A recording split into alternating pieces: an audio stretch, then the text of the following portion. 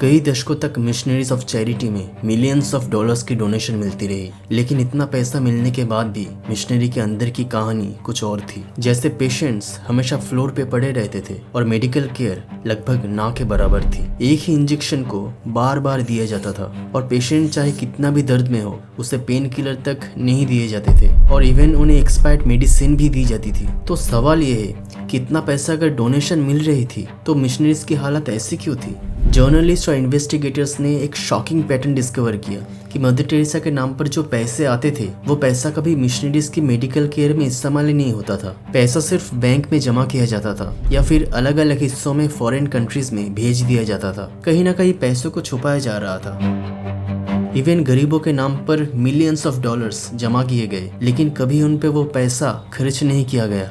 कुछ ही सालों में मदर टेरेसा के मिशनरीज ऑफ चैरिटी दुनिया के सबसे ज्यादा फंड मिलने वाली रिलीजियस चैरिटीज में से एक बन गई। पैसे सिर्फ आ नहीं रहे थे, बरस रहे थे।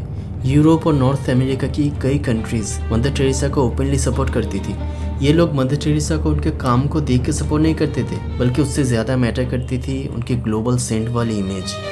और 1979 में मदर टेरेसा को नोबेल प्राइज मिलने के बाद इस डोनेशन का फ्लो और तेज हो गया। दुनिया भर की चैरिटी फाउंडेशंस और एड ऑर्गेनाइजेशंस मदर टेरेसा को एक सेफ इन्वेस्टमेंट समझकर पैसे भेजती थी। वेस्टर्न मीडिया उनकी इमेज बिल्कुल साफ, सेक्रेट, अनक्वेश्चनेबल दिखाती थी और इन चैरिटीज के लिए मदर टेरेसा एक परफेक्ट पीआर अपॉर्चुनिटी थी। यूरोप से लेकर अमेरिका तक कई चैरिटी ग्रुप्स ने उनके नाम पर फंड्स रेज किए और सीधा मिशनरी ऑफ चैरिटी को भेज दिए। किसी ने पूछा नहीं कि ये पैसा फाइनली यूज कहाँ होता है। उनकी इमेज किसी भी ऑडिट से ज्यादा पावरफुल थी और इसी वजह से डोनेशंस बिना रुके आते थे। दुनिया भर के अमीर लोग, सीईओज, बिजनेसमैन, बैंकर्स, सेलिब्रिटीज उन्हें बड़े अमाउंट्स डोनेट करते थे। कुछ लोगों के लिए मदर टेरेसा थी बस उनकी पब्लिक इमेज साफ करने का तरीका। उसमें कुछ डोनर्स सच में जेन्युइन थे, लेकिन बहुत ऐसे भी लोग थे जिनका बैकग्राउंड क्वेश्चनेबल था, लेकिन पैसा सबका एक्सेप्ट होता रहा। इसमें कुछ लोग ऐसे भी थे जो बाद में फाइनेंशियल स्कैम और पॉलिटिकल फ्रॉड से जुड़े निकले, फिर भी उनके डोनेशंस कभी रिजेक्ट नहीं किए गए। करोड़पति डोनर्स का प्राइवेट मनी बिना किसी पब्लिक अकाउंटिंग के एक्सेप्ट होता रहा।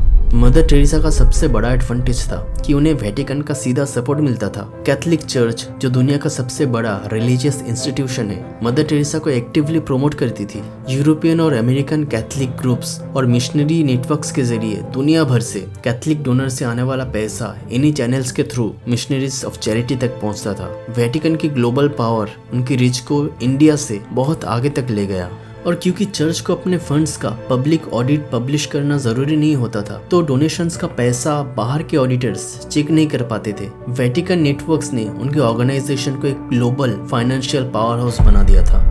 और 1979 में मदर टेरेसा को जब नोबेल पीस प्राइज मिला, उससे भी उन्हें बहुत फायदा मिला। प्राइज का पूरा अमाउंट उनके ऑर्गेनाइजेशन को मिला और उस अवार्ड के बाद दुनिया भर से लोगों ने और भी ज्यादा डोनेशंस भेजने शुरू कर दिए, क्योंकि लोगों को लगा कि उनका पैसा अब सही जगह जा रहा है। इंटरनेशनल इंस्टीट्यूशंस ने भी अपना फंडिंग लेवल बढ़ा दिया और न्यूज मीडिया कवरेज ने उनके ग्लोबल क्रेडिबिलिटी को आसमान तक ले गए। नोबेल प्राइज ने उन्हें एक लोकल ह्यूमैनिटेरियन से उठाकर एक इंटरनेशनल आइकॉन बना दिया। बड़े कॉर्पोरेशंस, खासकर वेस्टर्न कंपनीज, मदर टेरेसा के मिशन को रेगुलरली बड़ा अमाउंट डोनेट करती थी। क्यों? क्योंकि उनका नाम यूज करके कंपनीज को एक परफेक्ट इमेज बूस्ट मिलता था, क्योंकि इससे पॉजिटिव ब्रांडिंग, पब्लिक ट्रस्ट और एक सेफ क्लीन रेपुटेशन बना रहता था। छोटी चैरिटीज के जगह कंपनीज मदर टेरेसा को ही चूज करती थी, क्योंकि उनके नाम से पब्लिसिटी हमेशा पॉजिटिव रहती थी। कई कॉर्पोरेट फाउंडेशंस हर साल डोनेट करती थी और इससे एक अच्छा इन्वेस्टमेंट माना जाता था। कॉर्पोरेट फिलांथ्रोफी ने उनके फाइनेंशियल एम्पायर को ग्रो करने में बहुत बड़ा रोल प्ले किया। Media coverage, religious support, corporate money, celebrity endorsement और वेटिकन, इन सब ने मिलकर मदर टेरेसा को 20th सेंचुरी का सबसे ज्यादा फाइनेंशियली सपोर्टेड रिलीजियस फिगर में से एक बना दिया था।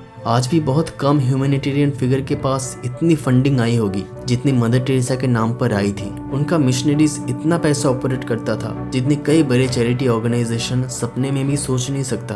फिर भी मिशनरीज ऑफ चैरिटी के कई सेंटर्स की कंडीशन कभी इम्प्रूव नहीं हुई। डॉक्टर्स, जर्नलिस्ट और इन्वेस्टिगेटर्स जब भी वहाँ गए, उन्होंने लगभग एक ही चीज रिपीट होते देखी, जैसे पेशेंट्स के बेड फ्लोर पे होना, रूम्स ओवरक्राउडेड और बेसिक हाइजीन का ख्याल न रखना। कई प्लेसेस पर एक ही इंजेक्शन को बार बार यूज किया जाता था, जो मेडिकल पॉइंट ऑफ व्यू से बिल्कुल सेफ नहीं था। बहुत सारे पेशेंट्स को प्रॉपर पेन किलर्स नहीं मिलते थे, चाहे उनकी कंडीशंस कितनी भी सीरियस हो। पेशेंट्स को जबरदस्ती सफर करने पे मजबूर किया जाता था। गंदे या पुराने मैट्रेस, भीड़, पुअर वेंटिलेशन, ये सब कॉमन था। ये सेटअप किसी इमरजेंसी शेल्टर जैसा लगता था, ना कि एक ऐसा मिशन जिसे world wide millions of dollars की फंडिंग मिलती थी। Wound cleaning, injection, patient handling, ये सारे काम उन लोगों द्वारा किए जा रहे थे जिनके पास किसी भी मेडिकल ट्रेनिंग नहीं होती थी। मतलब इतने बड़े मिशनरीज में एक प्रॉपर डॉक्टर या नर्स नहीं होता था। कई रिपोर्ट्स में मेंशन हुआ कि बहुत सारे पेशेंट्स को प्रॉपर टेस्ट, डायग्नोसिस या स्टैंडर्ड मेडिकल ट्रीटमेंट मिले बिना ही मौत हो जाती थी। इतने बड़े ग्लोबल डोनेशंस के बावजूद केयर क्वालिटी बेसिक लेवल से भी खराब था। ये ऑब्जर्वेशन कोई एक दो लोगों ने नहीं किए थे, कई प्रोफेशनल्स और इन्वेस्टिगेटर्स ने अलग अलग टाइम पर ये सेम प्रॉब्लम्स नोट की। Doctor Robin Fox, the Lancet के एडिटर, जिन्होंने कलकत्ता में एक सेंटर विजिट करके सीरियस मेडिकल इश्यूज हाईलाइट किए। क्रिस्टोफर हिचन्स, जिन्होंने अपनी इन्वेस्टिगेशन में सिमिलर कंडीशन डॉक्यूमेंट की हेल्थ एंजल शो में। अलग अलग टाइम पे मिशनरीज का हाल चेक किया जाता था, लेकिन सबका कंक्लूजन लगभग सेम होता था। मिशनरीज ऑफ चैरिटी को इतने सालों तक जो मैसिव डोनेशंस मिले, उनका बड़ा हिस्सा पेशेंट के केयर पर कभी यूज ही नहीं हुआ। असल में डोनेशन का पैसा मिशनरी पर खर्च नहीं होता था, बल्कि बैंक में जमा होता था। जर्नलिस्ट और रिसर्चर का कहना था कि ऑर्गेनाइजेशन के पास 100 मिलियन से ज्यादा की फंडिंग थी। अरूप चैटर्जी, जिन्होंने कलकत्ता में सालों तक ग्राउंड लेवल रिसर्च की, उन्होंने भी यही पॉइंट हाईलाइट किया कि डोनेशंस मिलियंस में आते थे, लेकिन सेंटर्स का हाल कभी इम्प्रूव नहीं किया गया। जर्मनी के स्टर्न मैगजीन में भी यही रिपोर्ट किया था कि ह्यूज अमाउंट्स बैंक में जमा हो रहे थे, पर फैसिलिटीज पर कोई मेजर इन्वेस्टमेंट दिखाई नहीं देता। इसका एक बड़ा रीजन ये था कि मिशनरीज ऑफ चैरिटी अपने फाइनेंशियल स्टेटमेंट कभी पब्लिक नहीं करती थी। कोई एनुअल रिपोर्ट नहीं, कोई ब्रेकडाउन नहीं, कोई डिटेल नहीं कि पैसा किस पर खर्च हो रहा था। एक ग्लोबल ऑर्गेनाइजेशन होते हुए भी इनका फाइनेंशियल सिस्टम बिल्कुल क्लोज था। इन्वेस्टिगेशन में ये भी सामने आया कि कुछ डोनेशंस वेटिकन कंट्रोल नेटवर्क्स के थ्रू ट्रांसफर होते थे और वेटिकन वर्ल्ड लेवल पर अपने फाइनेंस पब्लिक करने के लिए लीगली रिक्वायर्ड नहीं थे। इस वजह से पैसा कहाँ और कैसे मूव होता था, ये ट्रेस करना लगभग नामुमकिन था। इंडियन गवर्नमेंट ने भी कई बार अकाउंटेबिलिटी मांगी, खासकर फॉरेन डोनेशंस के यूसेज को लेकर, लेकिन उन रिक्वेस्ट का कोई क्लियर जवाब नहीं मिलता था। मिशनरीज ऑफ चैरिटी दुनिया के सबसे वेल्दी कैथोलिक मिशंस में से एक बन चुके थे। अकाउंट्स में मिलियंस ऑफ डॉलर्स पड़े थे, लेकिन ग्राउंड पर मेडिकल केयर क्वालिटी वही बेसिक लेवल पर अटकी हुई थी। ना मॉडर्न इक्विपमेंट, ना प्रॉपर सैनिटेशन और ना ही trained medical staff. Mother Teresa के सेंटर्स की कंडीशन इतनी सालों तक इतनी बेसिक क्यों रही, जबकि डोनेशंस इतने मैसिव थे? इसका जवाब सिर्फ पैसों में नहीं, बल्कि ये उनके रिलीजियस बिलीफ सिस्टम से जुड़ी हुई थी। उनका पूरा काम लोगों को मॉडर्न मेडिकल ट्रीटमेंट देना नहीं था, बल्कि उनका पूरा फोकस सिर्फ रिलीजन पर रहता था, जहां लोगों की तकलीफ को स्पिरिचुअल माना जाता था। मदर टेरेसा बार बार ये बिलीफ ओपनली एक्सप्रेस करती थी कि दर्द और तकलीफ इंसान को गॉड के करीब ले जाती है। उनकी एक फेमस लाइन है कि गरीबों को अपनी तकलीफ एक्सेप्ट करते देखना उन्हें बहुत खूबसूरत लगता है। दुनिया उनके सफरिंग से बहुत कुछ पाती है। ये उनकी गाइडिंग फिलोसॉफी थी। उनके लिए पेन सिर्फ एक मेडिकल प्रॉब्लम नहीं था, वो एक स्पिरिचुअल एक्सपीरियंस था। इसीलिए मिशनरी में पेशेंट कितना भी दर्द में हो, उसे पेन किलर नहीं दिया जाता था, क्योंकि वो चाहते थे लोग दर्द सहे जैसे जीसस सहे थे। और इसी सोच ने उनके ऑर्गेनाइजेशन को कभी इम्प्रूव होने नहीं दिया। इसीलिए उन्होंने कभी प्रायोरिटी नहीं दी मॉडर्न मशीन्स को, एडवांस्ड हॉस्पिटल्स को या ट्रेंड डॉक्टर की टीम को। वो ज्यादा फोकस करते थे प्रेयर, स्पिरिचुअल कंफर्ट और इमोशनल सपोर्ट पर। उनके हिसाब से फिजिकल पेन कम करना उतना इम्पोर्टेंट नहीं था, और यही रीजन है कि इतने फंड्स होते हुए भी एडवांस ट्रीटमेंट पर पैसा नहीं लगाया गया और सेंटर्स को मेडिकल फैसिलिटीज के बजाय स्पिरिचुअल रिफ्यूजी जैसा बनाया गया, जो मेनली लोगों को क्रिश्चियनिटी में कन्वर्ट करने का काम करता था। लेकिन मदर टेरेसा जब खुद सीरियसली बीमार पड़ती थी, तब वो अपनी ट्रीटमेंट खुद की मिशनरीज में नहीं करवाती थी, बल्कि वो यूएस की बड़ी और मॉडर्न हॉस्पिटल में अपना इलाज करवाती थी, जहाँ मॉडर्न मशीन्स, एक्सपीरियंस डॉक्टर्स और बेस्ट मेडिकल फैसिलिटीज अवेलेबल होती थी। वही मदर टेरेसा जो कहती थी कि सफरिंग इंसान को गॉड के करीब ले जाती है, जो रोज अपने पेशेंट्स को दर्द में देखकर भी उससे मेडिकल ट्रीटमेंट देने की जगह एक स्पिरिचुअल जर्नी मानती थी। लेकिन जब अपनी बारी आई तो वही दर्द वो खुद बर्दाश्त नहीं कर पाई।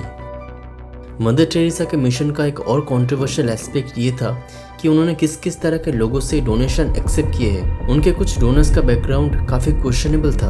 उनमें से एक है चार्ल्स कीटिंग, अमेरिका का एक प्रोमिनेंट बिजनेसमैन जो 1980s के सेविंग्स और लोन स्कैम में फंसे हुए थे। यूएस हिस्ट्री का सबसे बड़े फाइनेंशियल फ्रॉड में से एक। कीटिंग ने मिशनरीज ऑफ चैरिटी को हेवी डोनेशंस दिए थे और इसके बदले मदर टेरेसा ने उनके ट्रायल के दौरान कोर्ट को एक कैरेक्टर सर्टिफिकेट जैसे सपोर्टिव लेटर लिख कर दिया। कीटिंग फ्रॉड में कन्विक्ट हो गया। प्रोसिक्यूटर ने मदर टेरेसा को ऑफिशियली रिक्वेस्ट किया कि जो पैसा कीटिंग ने डोनेट किया था वो विक्टिम्स को वापस कर दिया जाए, लेकिन वो पैसा कभी रिटर्न नहीं हुआ। इस इंसिडेंट ने काफ़ी एथिकल क्वेश्चन रेज किए। एक ह्यूमैनिटेरियन फिगर एक ऐसे इंसान को पब्लिकली क्यों डिफेंड करेगी जो खुद स्कैम में इन्वॉल्व था, और इलीगल सोर्स से आए पैसे को वापस क्यों नहीं किया गया। और दूसरा है हैती के डुवालियर डिक्टेटरशिप, जिसके बारे में दुनिया भर में करप्शन और मर्डर के एलिगेशंस लगे हुए थे। इसके बावजूद मदर टेरेसा ने उनके गवर्नमेंट से पैसे एक्सेप्ट किए और पब्लिकली उनकी तारीफ भी की है। मदर टेरेसा के पॉजिटिव स्टेटमेंट्स और उनके साथ ली गई फोटोग्राफ्स उन्होंने इमेज क्लीन करने के लिए यूज़ किया।